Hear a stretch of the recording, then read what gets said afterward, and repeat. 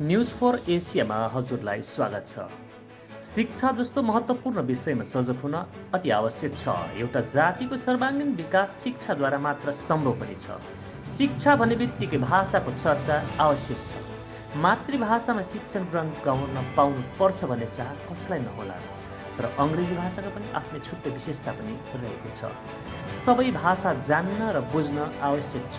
यो 21औं शताब्दीमा हाम्रो आफ्नो मातृभाषाको एउटै विषय मात्र पनि पढ्न पाउनाले भाषाको जगत नहुन सक्ने कुरोमा दुई मत नहोला। यस्तै महत्त्वपूर्ण विषयलाई लिएर आदिवासी गोर्खा संयुक्त समितिले जलपाइगुडी, अलिपुरद्वार, कोचबिहार, सिलगढी एवं तराईका सम्पूर्ण इसाई डायोसन विद्यालयमा नेपाली भाषा र सादरी भाषा विषय पनि पठन पाठन गराइनुपर्छ भनेर Bengal regional bishop council BRBC का महासचिव परम श्रद्धेय विन्सेन्ट एडसित गहन चर्चा गरे। यस महत्त्वपूर्ण विषयलाई सम्पूर्ण पाठशाला र विद्यालयहरूमा झट्टै सुरु गरिदिने आदिवासी गोर्खा संयुक्त समितिले अनुरोध गर्दै एउटा ज्ञापन पत्र चढाएको जानकारी समितिका अध्यक्ष सगन मोक्तानले दिएका छन्। BRBC का महासचिवले यस विषयमा चाँडो पहल गरिदिने आश्वासन दिनुभएको छ। यस ज्ञापन चढाउने कार्यक्रममा आदिवासी गोर्खा संयुक्त समितिका अध्यक्ष सगन मोक्तानको नेतृत्वमा विवेकमणि लाकडा, रमन सुन्दास, शरण छेत्री सिलगढी, पासाङ लामा सिलगढी, जुली तामाङ सिलगढी, जोकिम केरकट्टा डुवर्स, योगेश राज सिलगढीका विशेष रूपमा उपस्थित रहेका थिए।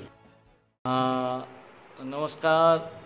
हाम्रो बिशप एसोसिएसन वेस्ट बेङ्गालका secretary general most reverend Vincent and हाम्रो समक्षमा हाम्रो सादरी भाषा र नेपाली भाषाको विषय लिएर स्कुलमा यसको लागू हुनुपर्छ, पढाइनुपर्छ भन्ने कुरामा उहाँलाई दुई चार शब्द बोलिदिनु हुन म उहाँलाई अनुरोध गर्दै हाम्रो परम पूज्य विन्सेन्ट एन्डलाई हामी रिक्वेस्ट गर्दछौँ। भन्नुहोस्। सबैजनालाई नमस्कार। यो मौकाको लागि म पहिला धन्यवाद दिँदछु। जहाँसम्म मेरो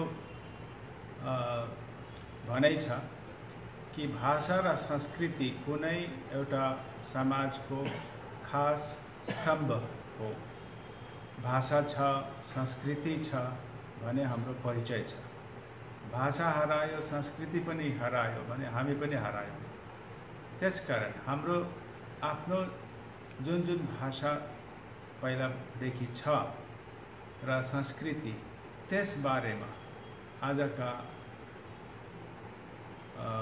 नानीहरू धेरैजना ज्ञान पाउँदैन।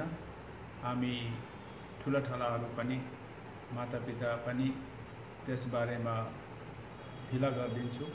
हामी आफ्नो भाषा सिकाउँदैनौँ, त्यसकारण हराइरहन्छौँ। त्यो भाषा हाम्रो संस्कृति पनि। त्यसकारण एउटा जरुरी कुरा हो कि हाम्रो आफ्नो भाषालाई कसरी फेरि सिक्न सकौँ। त्यो भाषाको जुन परिपक्वता हुन्छ त्यो चाहिँ हामी कसरी फेरि एकपल्ट त्यो चाहिँ एउटा सिस्टमको माध्यममा अरूलाई बाँड्न सकौँ, हाम्रो नानीहरूलाई बाँड्न सकौँ। त्यो चाहिँ धेरै जरुरी कुरा हो। त्यसरी नै हाम्रो संस्कृतिको बारेमा पनि खास ज्ञान, असल ज्ञान हाम्रो नानीहरूलाई हामी दिनु पर्यो।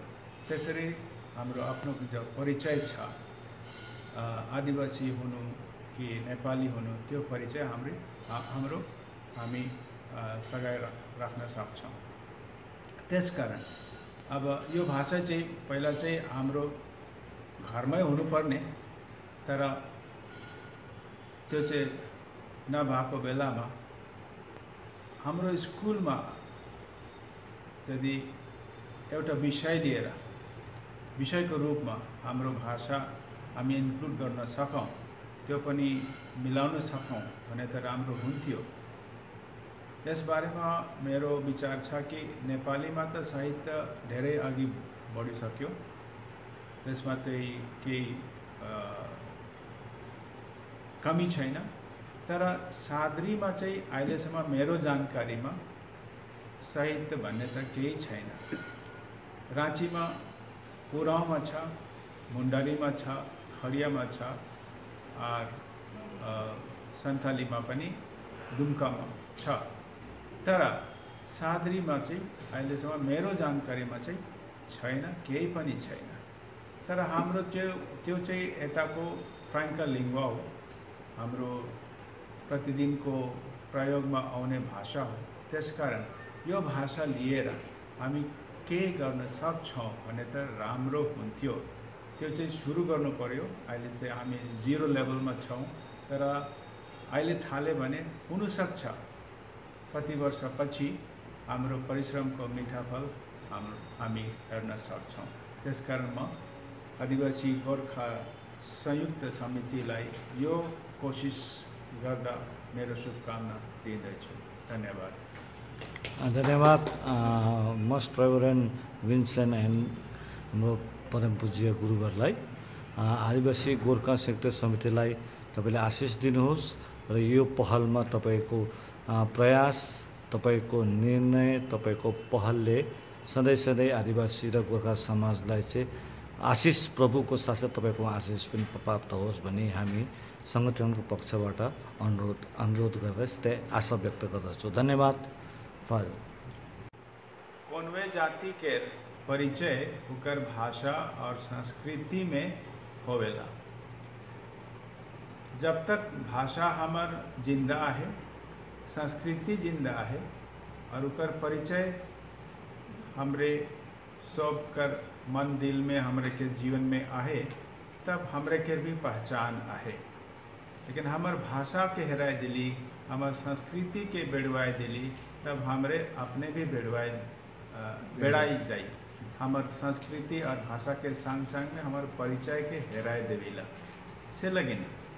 ये आदिवासी गोरखा संयुक्त समिति के जे प्रयास हुआ थे, कोशिश हुआ थे कि ये भाषा और संस्कृति के जिंदा रखे के लगिन हमरे के कोनो उपाय करे आहे।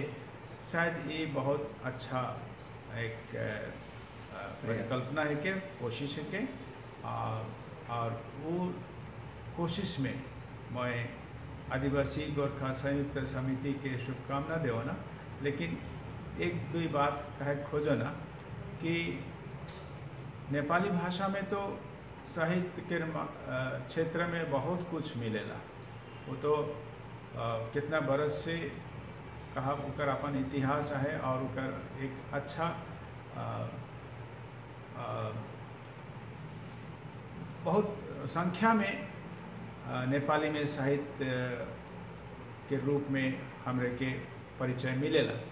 और स्कूल मन में भी नेपाली भाषा एखन आहे। नेपाली माध्यम से पढ़ाई होते हुए भी, चाहे दूसरा भाषा में पढ़ाई होते हुए भी एक विषय के रूप में नेपाली भाषा आहे। लेकिन सादरी भाषा में कहों भी कोनो स्कूल में भी मोर जानकारी में ना ही सादरी में लिखल कोनो साहित्यिक स्तर के कोनो किताब चाहे ग्रंथ आहे, इसन मोर जानकारी में नखे। लेकिन हमारे क्षेत्र में उत्तर बंगाल में हमारे आदिवासी मन सादरी के एक प्रकार से अपन भाषा बनाए ले ही अपन परिचय यह भाषा के माध्यम से देवीला।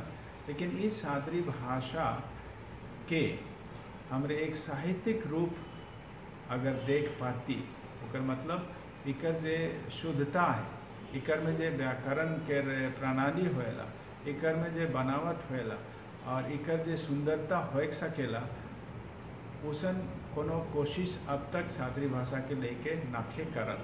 लेकिन वो दिशा में जाए शायद आज जरूरी बुझल जाएला और हो सकेला अगर हमरे ये सादरी भाषा में भी अपन कुछ साहित्य बनाए पाती और इके भी स्कूल मन में एक विषय के रूप में जोड़े पाती, तो हमरे के संतान मन, हमरे के बाद में आवे वाला वंश मन सादरी के विषय में अच्छा जानकारी पाता है। और हो सकेला ये सहज भाषा में जटिल विषय मन के ठीक से समझे बूझे लेकिन उमन के सुविधा होता। और से लेकिन अलग अलग भाषा के साथ साथ में अपन भाषा के भी कायम रखे लेकिन हमरे के आज के ज़रूरत हमरे के महसूस हुआ थे। और से लेकिन ये संयुक्त समिति के जो सपना है, जो कोशिश है, एकर में मैं बहुत एक अच्छा सपना के रूप में देखा था और से लगे मैं इस समिति के मोर बर से पूरा शुभकामना देवत हूँ। धन्यवाद। जोहार।